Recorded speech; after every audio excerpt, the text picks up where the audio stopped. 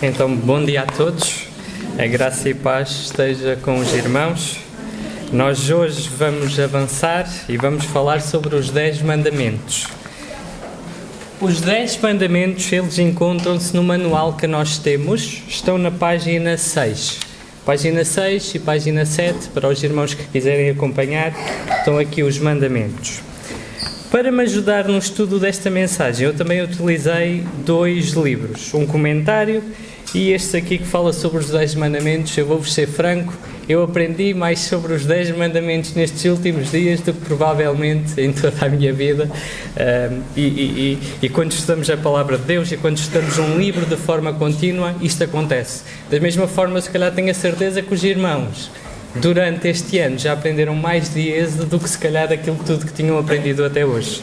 Então eu peço que possamos abrir as nossas Bíblias em Êxodo 20.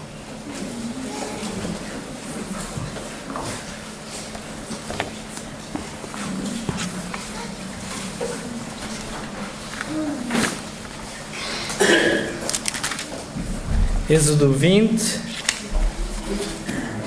E nós vamos ler desde o versículo 1 até ao versículo 21, diz assim a palavra de Deus. Então falou Deus todas estas palavras, dizendo: Eu sou o Senhor, teu Deus, que te tirei da terra do Egito, da casa da servidão. Não terás outros deuses diante de mim, não farás para ti imagem de escultura, nem alguma semelhante do que há em cima nos céus, nem debaixo na terra, nem nas águas debaixo da terra. Não te encurvarás a elas, nem as servirás, porque eu, o Senhor teu Deus, sou Deus zeloso, que visito a maldade dos pais nos filhos até à 3ª e 4ª geração, daquele que me aborrecem. E faço misericórdia em milhares aos que me amam e guardam os meus mandamentos. Não tomarás o nome do Senhor teu Deus em vão, porque o Senhor não terá por inocente o que tomar o seu nome em vão. Lembra-te do dia do sábado para o santificar. 6 dias trabalharás e farás toda a tua obra, mas o 7º dia é o sábado do Senhor teu Deus. Não farás nenhuma obra, nem tu, nem o teu filho, nem a tua filha, nem o teu servo, nem a tua serva, nem o teu animal, nem o teu estrangeiro que está nas tuas portas. Porque em 6 dias fez o Senhor os céus e a terra e o mar e tudo o que há neles, e ao 7º dia descansou. Portanto abençoou o Senhor o dia do sábado e o santificou. Honra o teu pai e a tua mãe, para que se prolonguem os teus dias na terra, que o Senhor teu Deus te dá. Não matarás, não adulterarás, não furtarás, não dirás falso testemunho contra o teu próximo. Não cobiçarás a casa do teu próximo, não cobiçarás a mulher do teu próximo, nem o seu servo, nem a sua serva, nem o seu boi, nem o seu jumento, nem coisa alguma do teu próximo. E todo o povo viu os trovões e os relâmpagos e o sonido da buzina e o monte fumegante. E o povo, vendo isto, retirou-se e pôs-se de longe. E disseram a Moisés: Fala tu conosco e ouviremos, e não fale Deus conosco para que não morramos. E disse Moisés ao povo: Não temais, que Deus veio para provar-vos e para que o seu temor esteja diante de vós, para que não pequeis. E o povo estava de pé de longe, Moisés, porém, se chegou à escuridão onde Deus estava. É este o texto que nós hoje vamos ler. E o que é que principia, portanto, aqui os 10 mandamentos? Qual é que é o contexto em que eles estão na Bíblia? Na semana passada nós vimos que o contexto daquele espaço era, portanto, trovões, relâmpagos, uma presença visual da presença de Deus. Vemos também o povo cheio de temor e, da mesma maneira, Moisés assombrado pela presença de Deus. Vemos que Deus tem vindo a preparar o seu povo para estabelecer uma aliança com ele.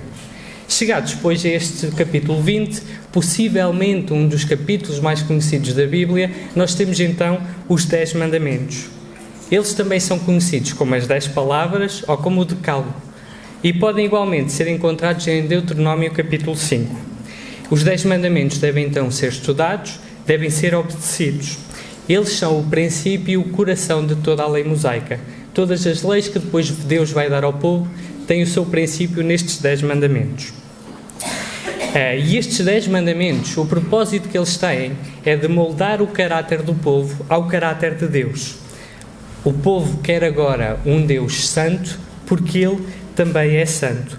Esta é a forma que Deus agora se deseja revelar às nações, através de um povo santo. Há quem diga que os 10 mandamentos, que eles podem ser divididos em duas maneiras. Podem ser divididos na primeira tábua, ou seja, no manual, na página 6, primeiramente de uma forma vertical, tendo em conta o nosso relacionamento com Deus, e numa segunda fase, numa forma horizontal, tendo em conta o nosso relacionamento com Deus, o nosso relacionamento com a comunidade que Deus cria. É por isto que eles podem ser divididos somente em dois.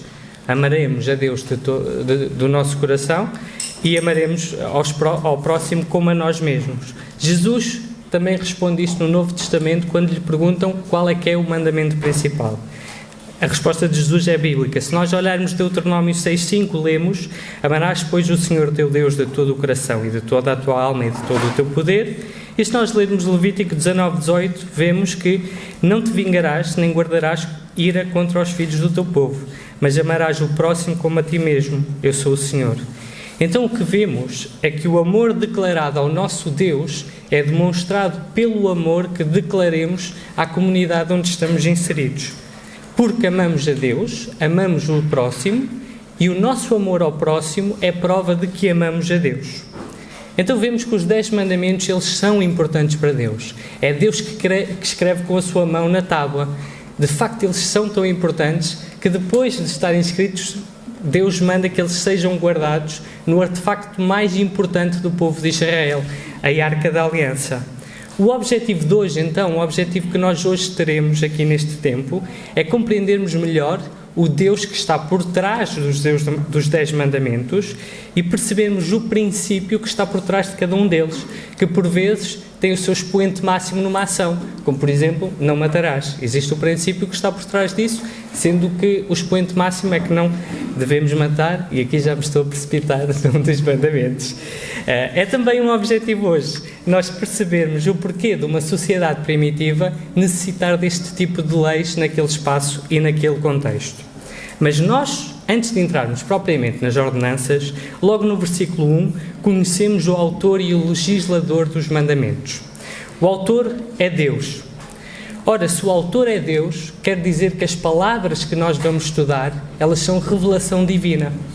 Assim sendo, temos de atentar que a importância primária delas está na sua origem, só depois na sua forma e no fim no seu conteúdo. Apesar do conteúdo dele também estar sempre de acordo com a origem e tendo em conta que eles revelam a natureza de Deus. O autor, então nós vemos que é o Deus de Israel, o Deus Eu Sou, que agora está a querer que eles tenham, de certa forma, uma crença no seu nome. Não uma incrença, de uma forma geral, em qualquer Deus, mas sim uma crença no Deus de Israel. O Deus que os resgatou do Egito, o Deus que os fez atravessar o Mar Vermelho e que agora os fez assentar no Monte Sião, como já havia prometido a Moisés em Êxodo 3, quando diz: certamente eu serei contigo e isto será por sinal que eu te enviei, quando houveres tirado o povo do Egito e adorares neste monte. Ou seja, nós vemos que o que prefaz os 10 mandamentos é este contexto de salvação, um contexto de graça, um Deus que retira o povo e que vem cuidando dele pelo caminho, inclusive dando-lhe o sustento diário. É notório então este contexto de graça onde assentam os 10 mandamentos. É por causa da sua obra redentora, é por causa de Deus ter salvado o povo do Egito, que ele agora tem o direito de escolher o que é que deseja para o povo que resgatou. Então vamos lá entrar nos 10 mandamentos. Mandamento 1, versículo 3. Não terás outros deuses. O aspecto mais importante da nossa fé não é o quão intensamente nós cremos em algo, mas em quem cremos. Há uma razão para este ser o primeiro mandamento. Ele é o fundamento de todos os outros. Porque existe um Deus que possui direitos divinos sobre todos, existem mais 9 mandamentos. Um código moral que não é só para uma pessoa específica, mas que deve ser praticado por todas as pessoas, em todos os contextos e em todos os tempos. Deus é o alicerce de todo o mandamento e de tudo o que consideramos ser moralmente correto. Jamais pode haver uma lei moral sem um legislador divino. O primeiro mandamento apresenta então a obrigação de todo o ser humano, a de prestar adoração a Deus. Todo o ser humano, independente do seu contexto, do seu estatuto ou da sua zona geográfica, tem, portanto, esta obrigação. No que respeita ao povo, relembro que Israel vivia num contexto politeísta. E esta proibição trata uns dos perigos de viver naquele contexto. Deus quer que o povo tenha um relacionamento exclusivo com Ele. Deus quer que o povo se esqueça do que aconteceu no Egito, no que toca aos deuses que o Egito tinha. Deus quer que o povo se esqueça o que os povos ali à volta praticam. O que Ele quer é, sim, uma adoração exclusiva. De outra forma, não havia... E nós vemos isto. Vemos que Deus derrota os egípcios no Mar Vermelho. Vemos que Deus tem poder sobre os deuses do Egito através das pragas. Vemos que Deus derrotou os amalequitas a trazer juízo sobre eles. Há somente um ser supremo no universo e ele exige adoração exclusiva. O monoteísmo não é, portanto, apenas o primeiro mandamento. Ele é a linha de toda a Bíblia. Toda a Bíblia exige que exista este relacionamento único com um Deus. Um relacionamento que, apesar de sugerir algum tipo de afeição, é sobretudo uma tomada de decisão. É uma decisão que o povo tem de tomar. É uma decisão que toda a criatura tem de tomar. Como já vimos anteriormente, a adoração é a primeira obrigação de todo o homem.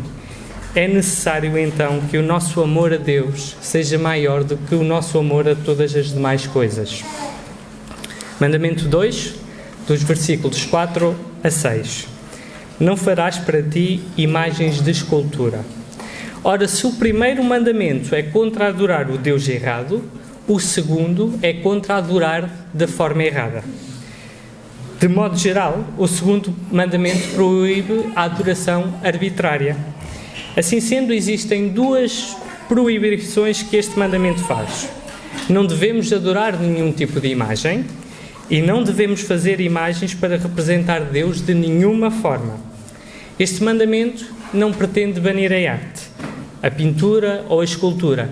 Nós vemos que ela existe no próprio tabernáculo. O tabernáculo tinha representações de anjos e de outras figuras. Deus não se opõe de maneira nenhuma à beleza. O que Deus proíbe é atribuir-lhes qualquer sentido de eficácia espiritual. A ideia é, portanto, muito clara. Se não terás outros deuses além de mim, de algum modo vais fazer imagens deles. É até bastante lógico.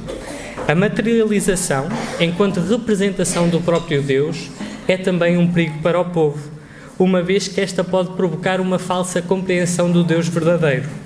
Da mesma forma, a localização desta materialização, caso eles fizessem uma imagem de Deus, podia dar aso a algum tipo de misticismo, pois o povo facilmente olharia para estes objetos como de talismãs se tratassem. Nós vemos mais tarde que isto acontece com a arca, é que o povo quer levar a arca para todas as guerras porque acha que assim vai vencê-las. O que é que nós então vemos? Vemos que um Deus invisível tem direito a escolher de que forma é que ele pretende tornar-se visível. E a forma eleita por Deus para se revelar é através da sua palavra. Ela é que retrata fielmente a essência de Deus. Em primeiro lugar, numa palavra encarnada, tendo esta o potencial máximo em Jesus Cristo. E hoje em dia, através da Sagrada Escritura, em que nós podemos ler. Também nós temos uma grande tendência para criar imagens de Deus. Se calhar não o fazemos através de artefactos, mas temos uma grande tendência a criar ideias e concepções erradas do Deus bíblico. Então, também nós estamos sujeitos a violar este mandamento. Um Deus que eu consigo manejar, um Deus que é aquilo que eu acho que Ele é, Quais são as imagens que nós temos criado e de que modo é que elas têm afetado o nosso relacionamento, quer com Deus, e o nosso relacionamento com os outros? Mandamento 3, versículo 7. Não tomarás o nome do Senhor em vão. Vão significa vazio, nulo ou sem um propósito bom. É, portanto, proibido tomar o nome de Deus de um modo que seja inútil ou segundo propósitos errados. Isso não significa que o povo devesse ocultar de todo o nome de Deus. O que isto significa é que o povo devia ter zelo quando o diz. Nós vemos que no judaísmo esta proibição passou a envolver qualquer tipo de uso do nome de Deus e que levou a um modo extremo em que eles tornaram o nome de Deus impronunciável. O Antigo Testamento identifica então algumas maneiras pelas quais o terceiro mandamento pode ser violado, como por exemplo, jurar falsamente sobre o nome de Deus.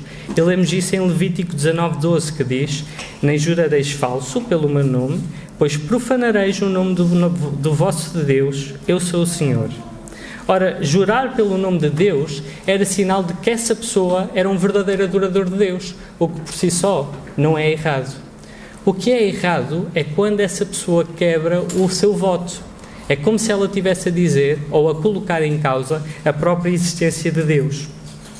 Levítico 24:16, por sua vez, diz que todo aquele que blasfemar ou amaldiçoar o nome de Deus certamente morrerá e que toda a congregação deve-o apedrejar.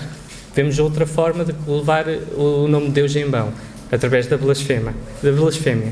Além disto, também vemos que visões inventadas ou profecias mentirosas em nome de Deus são proibidas. Se eu estivesse aqui no púlpito a dizer alguma coisa que não está na Bíblia, mas se eu afirmasse que essa é a vontade de Deus, eu também estaria a colocar este mandamento em causa. E isto porquê? Porque é que nós devemos ter zelo pelo nome de Deus? Porque é pelo seu nome que Deus é conhecido. Relembramos o episódio da sarça ardente, quando Moisés está com Deus. O que é que Deus diz a Moisés?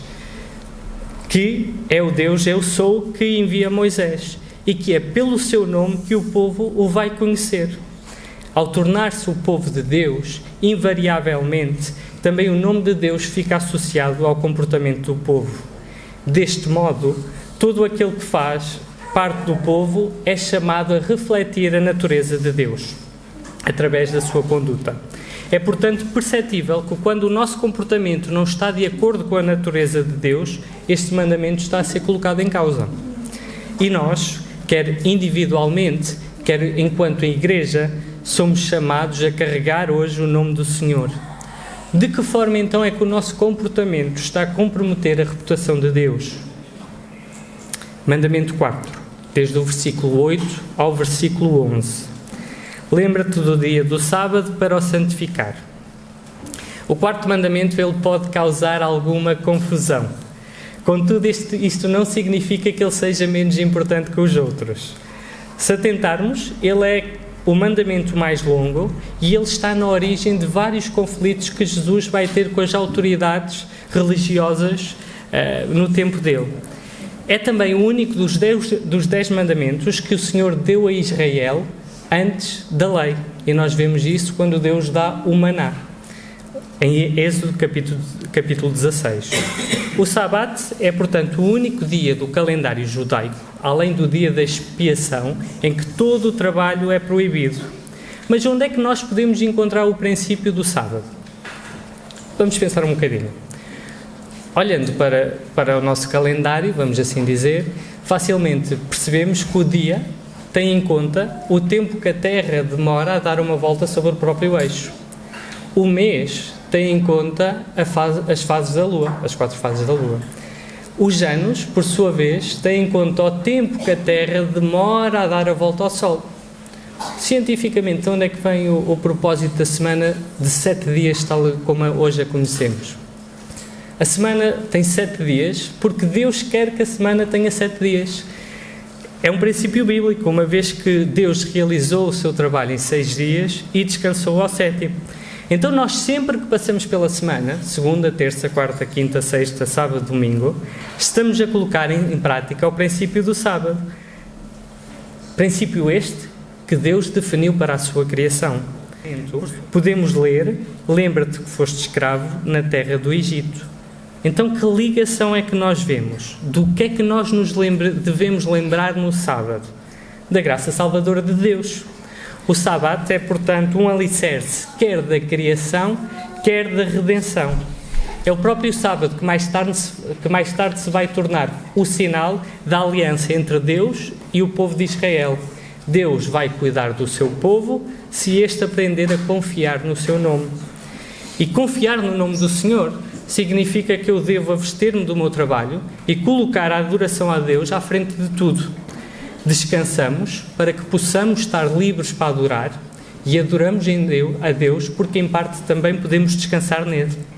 O sábado nos remete então para a nossa insuficiência, ele nos remete para a nossa dependência do próprio Deus. Seja durante a noite, ou seja um dia por semana, todos nós temos de descansar. Se não descansarmos, algumas coisas deixam de funcionar a 100%, não é? Então, ele aponta-nos, a necessidade do descanso, aponta-nos efetivamente para a nossa dependência de Deus. Como é que está a nossa cabeça no que respeita ao descanso? Será que ele efetivamente nos faz olhar para a dependência de Deus? Ou será que não, que nem valorizamos o descanso porque estamos firmados nas nossas forças e no nosso próprio trabalho? Eu relembro, nós descansamos para podermos adorar a Deus e adoramos a Deus, porque em parte também podemos descansar nele. Até agora tudo bem? Todos a acompanhar? Então nós vamos passar para a segunda tábua, ou seja, aqueles que estão a acompanhar no manual podem virar a página para a segunda tábua. Então mandamento 5, versículo 12. Honra o teu pai e a tua mãe. Este mandamento então é o ponto onde a atenção é desviada do nosso relacionamento com Deus e centrada no nosso relacionamento com a comunidade que Deus criou. Se a base para a primeira tábua foi o primeiro mandamento, a base para a segunda tábua é este quinto mandamento. E isto porquê?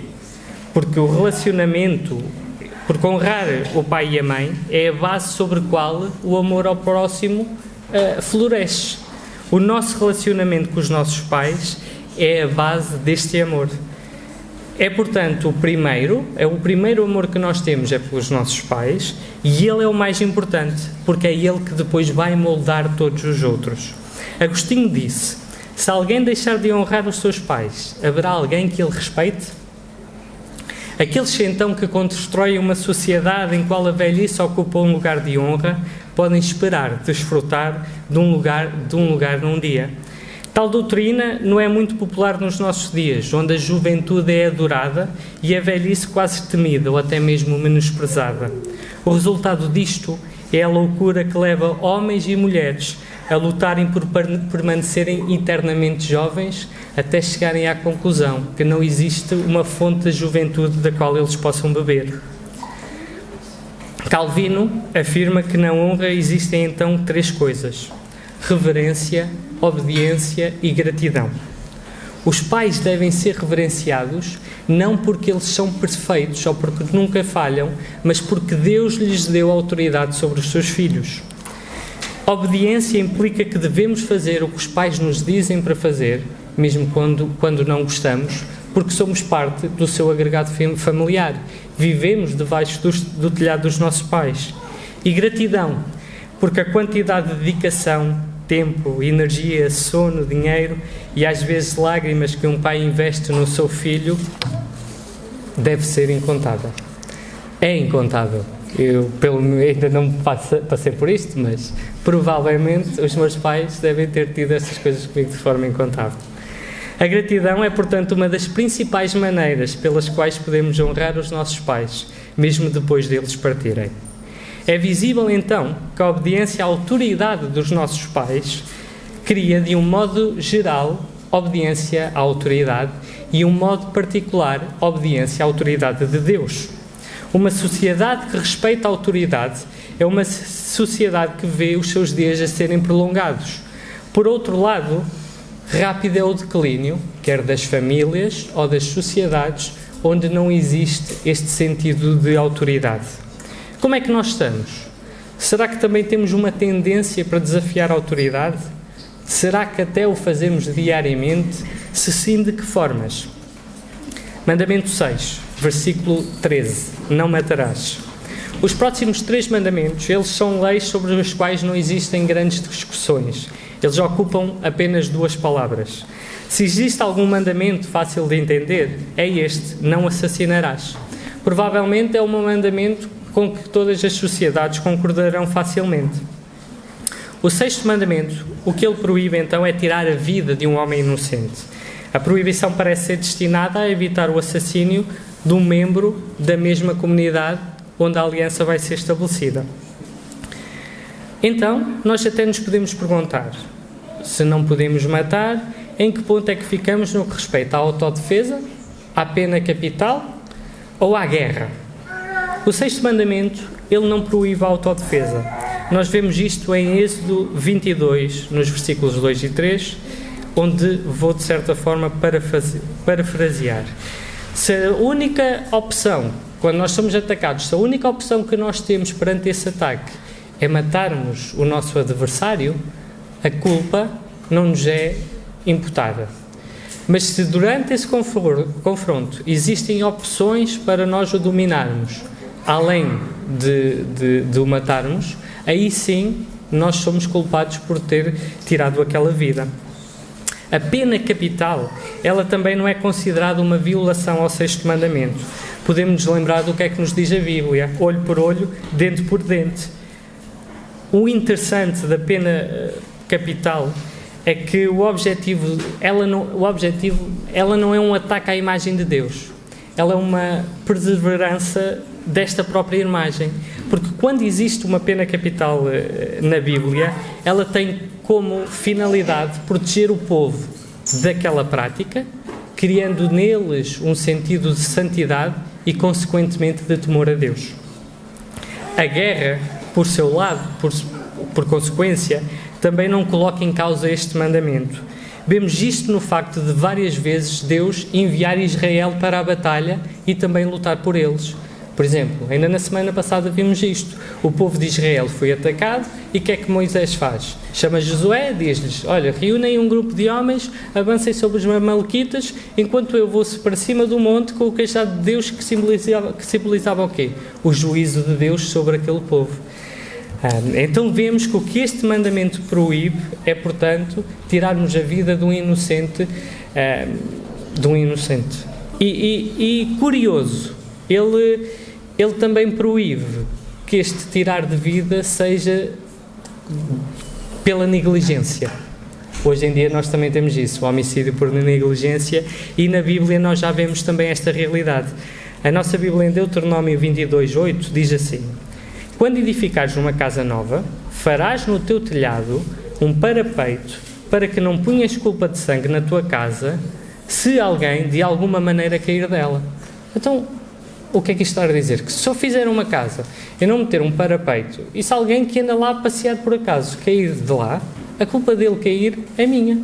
Eu sou considerado homicida por causa disto. É um homicídio por negligência. Hoje em dia é parecido na nossa sociedade.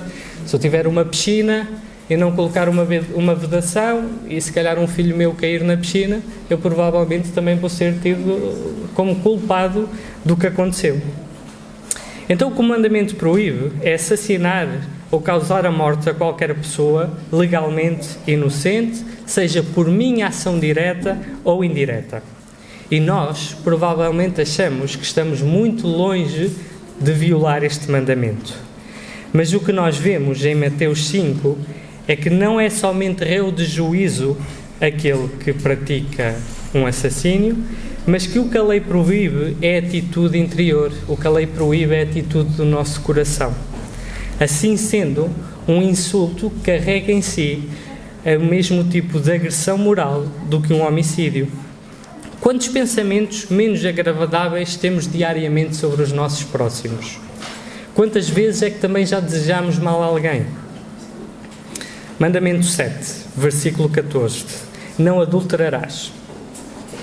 Apesar da lei mosaica acabar por permitir a poligamia, acredita-se que ela tenha sido uma instituição social para a proteção das mulheres viúvas, das mulheres solteiras.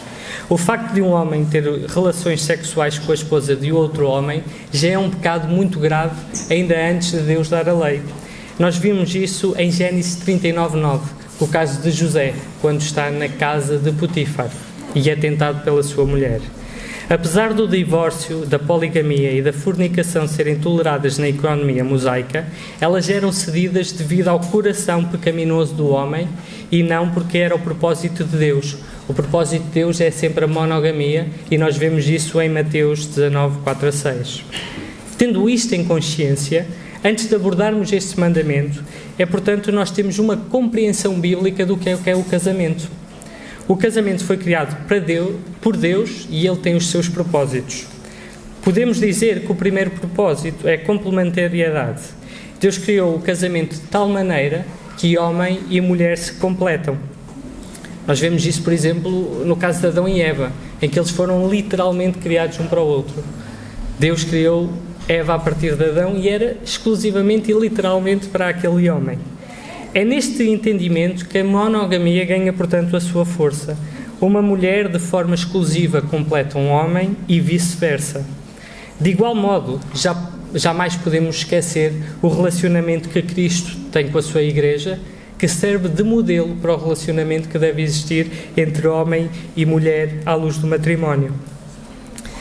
À luz desta realidade, o 7º mandamento ele diz mais respeito do que apenas a pecados sexuais. Ele tem como objetivo proteger o casamento e proteger a família. Ele vai mais longe do que proibir trair o cônjuge. Ele proíbe toda a imoralidade sexual. Em Provérbios 5, nós vemos bem este contraste em que existe entre aquele homem que segue a mulher adúltera e que tem como final a maldição, e o outro homem que encontra alegria na esposa da sua mocidade. Mas também Mateus capítulo 5, no versículo 28, tem alguma coisa a dizer sobre isto. Jesus diz que se olharmos para alguém com intenção cobiçosa, já estamos a violar este mandamento. Então, devemos perguntar-nos, de que forma é que a luxúria se tem manifestado ao nosso coração? Porventura já desejamos alguém que não fosse o nosso cônjuge? Mandamento 8, versículo 15. Não furtarás. Mais uma vez, é uma proibição que visa preservar a comunhão da comunidade. O 8º mandamento proíbe roubos e furtos, ou seja, termos mão em tudo aquilo que não nos pertence. Numa sociedade agrária onde a vida é árdua e que vivem no meio do deserto, é fácil de entender que se calhar um furto poderia levar facilmente a que essa pessoa morresse. Contudo, o 8º mandamento ele vai um pouco mais longe. Ele não proíbe apenas roubar, mas ele também proíbe trapassar, defraudar ou aproveitar-nos quer da generosidade, quer do infortúnio do nosso próximo. Também ele proíbe todas as formas que existem de lucrar indevidamente. Por exemplo, fraudes contra o Estado, fraudes contra a seguradora, fugas de alguma forma aos impostos com os nossos colaboradores. É possível ir ainda mais longe no que respeita a exemplos contemporâneos. E aqui podemos falar de plágios, podemos falar de piratarias, podemos falar de streamings, enfim. Eu acho que são incontáveis as formas como nos podemos apoderar daquilo que não nos pertence. É possível ver ainda uma ligação entre este e o último mandamento, uma vez que a ganância pode ser entendida como um roubo no coração. A ganância tem consequências e ninguém está imune a elas, nem aquele que poupa muito, nem aquele que gasta muito. Para cumprir o 8º mandamento, é ainda necessário que em nós exista um coração generoso, quer um coração generoso para com a obra de Deus, quer um coração generoso para com o nosso próximo. Se o objetivo de um homem é ganhar um tesouro no céu, ele tem necessariamente de ser liberal com o tesouro que tem na terra. E também é urgente que os nossos bens sirvam para levar mais pessoas a outros lugares celestiais. Mandamento 9, versículo 16. Não dirás falso testemunho. Rapidamente olhamos para este mandamento e pensamos: devo dizer sempre a verdade, não devo mentir. E a essência, de facto, é mais ou menos essa. O que Deus está a demonstrar com este mandamento é que Ele se preocupa profundamente com a justiça verbal. As mentiras, elas magoam as pessoas. E a Bíblia, de capa a capa, tem relatos de mentiras. A serpente mentiu, Jacó mentiu, uma mentira levou Jesus a ser sacrificado, Ananias e Safira mentiram. E este é um problema da nossa sociedade, que tem uma grande tendência a tratar as palavras de uma forma leve. Sempre que nós temos uma dificuldade, facilmente as nossas palavras perdem valor e ficam um tanto distorcidas. Mas o propósito de Deus não é este. Já que numa sociedade simples, a viver no deserto, onde uma grande parte dos crimes acabam em pena capital, é facilmente perceptível que o falso testemunho, quando bem praticado, leva a um assassinato. Para evitar este mesmo problema, Deuteronômio 17:7 diz que a testemunha, ou seja, aquele que dá testemunho, é o primeiro executor, porque para a culpa sobre o sangue ficar sobre ele, caso ele estivesse a mentir. O falso testemunho pode ainda assumir grandes proporções numa sociedade pobre, uma vez que a tentação a receber fundos indevidamente é muito maior. Então, o que é que Deus espera com este mandamento? O que Deus espera é que não exista lugar para o falso testemunho, é que não exista distorção das palavras de ninguém, que não exista cosquices ou calúnias, que não exista fingimento, que não existam condenações precipitadas e que tudo aquilo que deve ser feito para proteger o nome do próximo seja feito. Convém lembrar que dizer a verdade faz parte da natureza do próprio Deus. Por outro lado, qual é que é a essência do diabo? Ele é o pai de toda a mentira. Deus valoriza a palavra. Esta foi a forma que Ele escolheu para se revelar. E aquele que pretende refletir o caráter de Deus, ele deve ter palavras verdadeiras. Mandamento 10, versículo 17. Não cobiçarás. Tal como amar ou odiar, cobiçar é uma atividade quase equivalente a uma tentativa de aquisição. O que é a cobiça?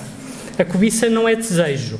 Nós na Bíblia vimos que Jesus teve fome, ou seja, é possível que ele naquele momento tenha desejado comida.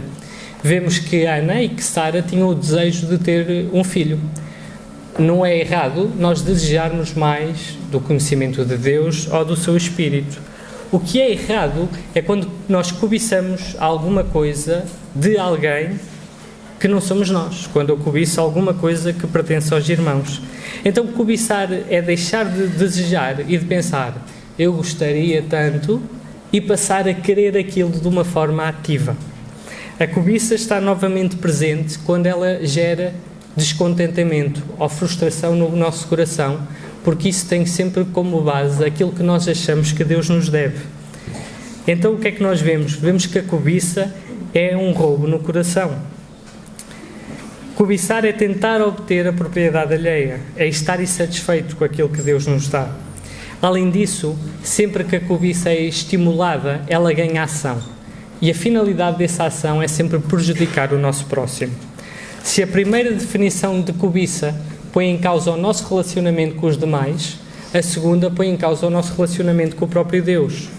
Percebemos, portanto, que este mandamento é um ótimo resumo de todos os outros, uma vez que é impossível eu amar a Deus de todo o meu coração e amar o irmão como a mim mesmo e ao mesmo tempo estar a cobiçar alguma coisa. São coisas que não se ligam. É singular então como é que os 10 mandamentos começam com frases tão sublimes como eu sou o teu Deus e terminam com coisas tão práticas como para de olhar para o jumento do teu vizinho. Em última análise, a cobiça acaba por ser idolatria. E o que Deus está novamente a lembrar o povo é aquilo que Ele vem lembrando desde o início. Eu sou a única coisa que tu precisas. Não permitas que nada ocupe o meu lugar no teu coração. Qual é que é então o resultado dos 10 mandamentos? O resultado é que eu e tu somos achados como culpados. Nós valorizamos outras coisas mais do que a Deus. Nós reduzimos Deus às nossas necessidades. Nós desonramos o nome de Deus. Nós confiamos na criatura mais no Criador. Nós somos rebeldes, somos homicidas, somos adúlteros, ladrões, mentirosos, cobiçadores. Perante a lei, todos e cada um de nós está condenado. Em nós não há justiça, não há cumprida lei e de algum modo há salvação. Contudo, o texto continua.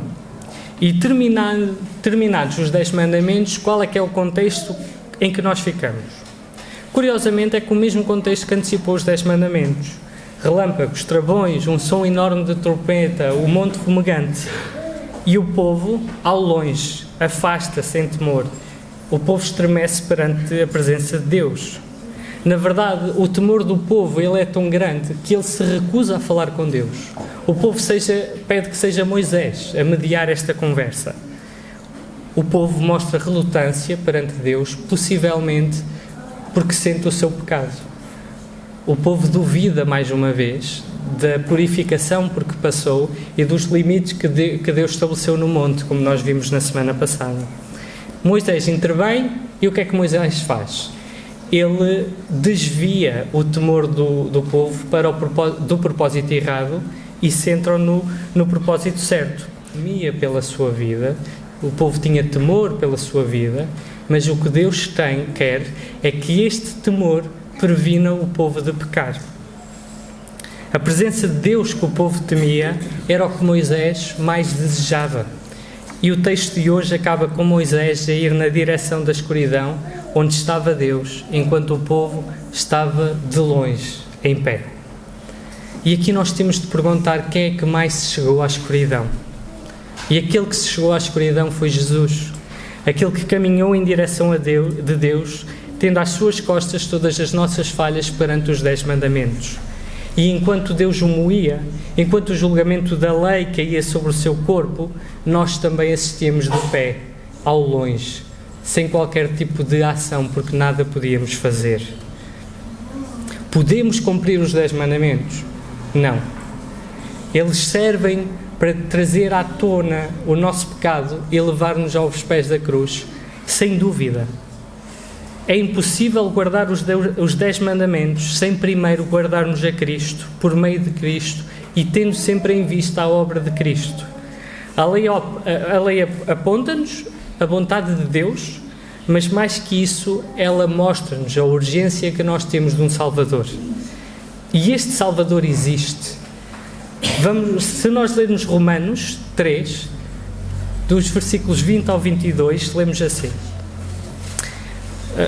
Romanos 3, 20 e 22. Por isso, nenhuma carne será justificada diante dele pelas obras da lei, porque pela lei vem o conhecimento do pecado. Mas agora se manifestou, sem a lei, a justiça de Deus, tendo o testemunho da lei e dos profetas, isto é, a justiça de Deus pela fé em Jesus Cristo, para todos e sobre todos os que creem, porque não há diferença. Então a justiça de Deus pela fé em Jesus Cristo. Temos de crer que Jesus Cristo é o mediador perfeito, que Ele é o Salvador, aquele que, ao contrário de Moisés, cumpriu toda a lei. Reparemos a forma magnífica com que Cristo, durante a sua vida, ele vai cumprindo os 10 mandamentos. Ele glorificou a Deus sobre todas as coisas, e nós vemos isto em João 17, versículo 4, que diz: Eu glorifiquei-te na terra, tendo consumado a obra que tu me deste. Jesus é a imagem de Deus, vemos isto em João 5,19, mas Jesus respondeu e disse-lhes: na verdade vos digo que o Filho em si mesmo não pode fazer coisa alguma, se não o vir fazer ao Pai, porque tudo quanto Ele faz, o Filho faz igualmente. Jesus manifestava o nome de Deus, e vemos isso em João 17,6, manifestei o teu nome aos homens, que do mundo me deste, eram meus, e tu me deste, e guardaram a tua palavra. Jesus guardou sempre o sábado, vemos isso em João 7,23, se um homem recebe a circuncisão ao sábado, para que a lei de Moisés não seja quebrantada, indignai-vos vós, porque ao sábado curei de todo um homem. Ele honrou sempre a vontade do seu Pai, e vemos isso em João 15,31, mas é para que o mundo saiba que eu amo o meu Pai e que faço como me mandou. Levantai-vos, vamos-nos daqui. Jesus não tira a vida, mas por outro lado Ele dá a vida, e vemos isso em João 10, 11. Eu sou o bom pastor dá a vida pelas suas ovelhas. Ele fez toda a sua obra, tendo em mente a sua esposa. Efésios 5, 25. Vós, maridos, amai as vossas mulheres, como também Cristo amou a Igreja e a si mesmo se entregou por ela. Ele não veio para roubar, mas para dar vida. João 10, 10. O ladrão não veio senão a matar e a destruir. Eu vim para que tenham vida e a tenham em abundância. Jesus Cristo, Ele é a verdade. João 14, 6. Disse-lhe Jesus: eu sou o caminho, a verdade e a vida. Ninguém vem ao Pai senão por mim. E Ele aceitou de bom grado aquilo que Deus lhe deu. E vemos isso em João 12, 27. Agora a minha alma está perturbada. E que direi eu? Pai, salva-me desta hora. Mas para isto vim a esta hora. Então o que nós vemos é que Jesus é o autor e o cumpridor da lei. Quando lemos os 10 mandamentos e contemplamos a Cristo, só podemos responder com temor e adoração. Somos remidos pela morte e ressurreição de Jesus, porque Ele foi perfeitamente obediente. Que obra há de Cristo e que obra é que Ele faz, que cumpre toda a lei e nos torna a nós, miseráveis pecadores, também cumpridores da lei juntamente com Ele. Em Cristo já não estamos sobre o jugo da lei, mas devemos amar a lei. Esta deve ser o nosso prazer, o nosso deleite. Se amamos a Cristo, guardaremos os seus mandamentos. Então, qual é que deve ser a resposta de nós, que já conhecemos o amor de Cristo, perante um Salvador que cumpriu toda esta lei? Nós, primeiro, devemos adorar a Deus exclusivamente e amá-lo acima de todas as coisas. Segundo, devemos nos afastar de toda a idolatria, estando voltados somente para Cristo. Terceiro, devemos viver de acordo com a natureza de Deus e assim honrar o seu nome. Quarto, devemos lembrar recorrentemente que não somos autossuficientes, mas totalmente dependentes de Deus. Quinto, devemos submeter-nos às autoridades de modo livre e inclusive orar por elas. Sexto, devemos ter longanimidade com aqueles que nos rodeiam e desejar-lhes sempre o bem. Sétimo, devemos cumprir o propósito do casamento, afastando-nos da luxúria e de toda a imoralidade sexual.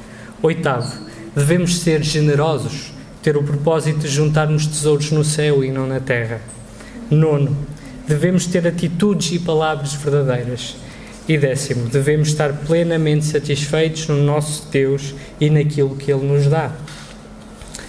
Não é fácil, não é de todo fácil, mas em Cristo e por Cristo existe esperança. E isto é algo que obriga a um relacionamento. Um relacionamento que, apesar de sugerir algum tipo de afeição, é sobretudo uma tomada de decisão. Qual é a decisão que vais tomar?